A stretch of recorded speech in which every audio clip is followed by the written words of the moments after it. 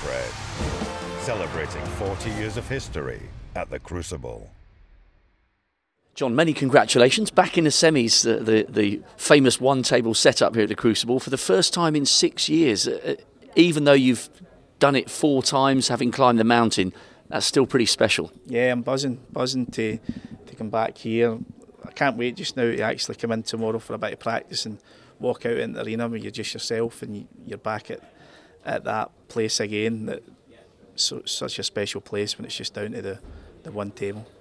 Why does it feel so different? Because obviously you've been in dozens and dozens of major semi-finals and ranking finals. Is it the layout of the venue, or is it the fact that it's 2 matches away from becoming world champion? I think it's everything rolled into one really there. I think that with it being so small and compact, 1 minute with the 2 tables to then you walk out and it does become a vast arena, I think. But the atmosphere that it produces, and obviously you're only 1 match away for the final and 2 matches away for lifting the trophy. Yeah, brilliant. A quick word on Kyron Wilson, because he did have that bad luck splitting his tip at 3-all. He's a great player. He's the youngest player in the last 2 years to make the quarterfinals by 4 or 5 years. So you do get the sense that his day will come, even though that wasn't destined to be today. Yeah, I've no doubt it will come. He's desperately unlucky at 3-all to have the tip splitting on him. It worked out great for me, but bad for Kyron, and obviously he missed a few that he would never miss. So, listen, that's just what happens. But he'll learn for this. Obviously, he got to the quarters with Selby. He got to the quarters this year, but that'll make him a stronger player going forward. And yeah, he's a great talent, and he's not one for the future because he's here winning events just now. So he's a great talent. Just back onto you. You haven't been in the semis since you won it in 11, that great final against Judd.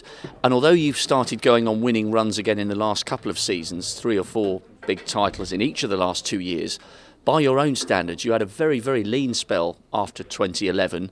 Was there a time back then where you thought that the one-table setup would never happen for you again? Absolutely, yeah. Really did. But then last year I thought I could have been close again, and Alan pipped me. So then you think, well, that was a great chance to get through to the semis there. You were so close.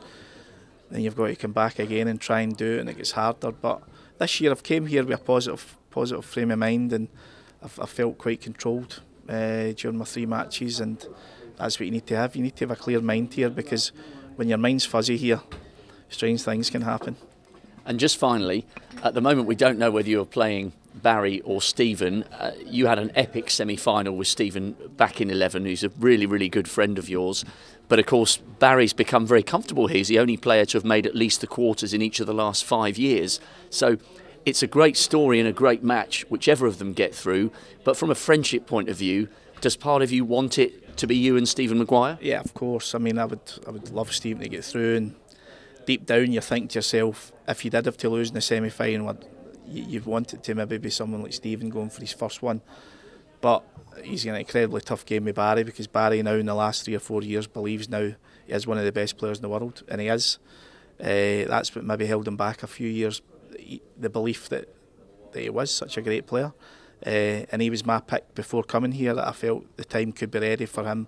He's been through at the final, he's been to the semis, but he started winning the big events, and he was my pick to play to radio stations and things back in Scotland. So yeah, he's a great champion as well. Very last question.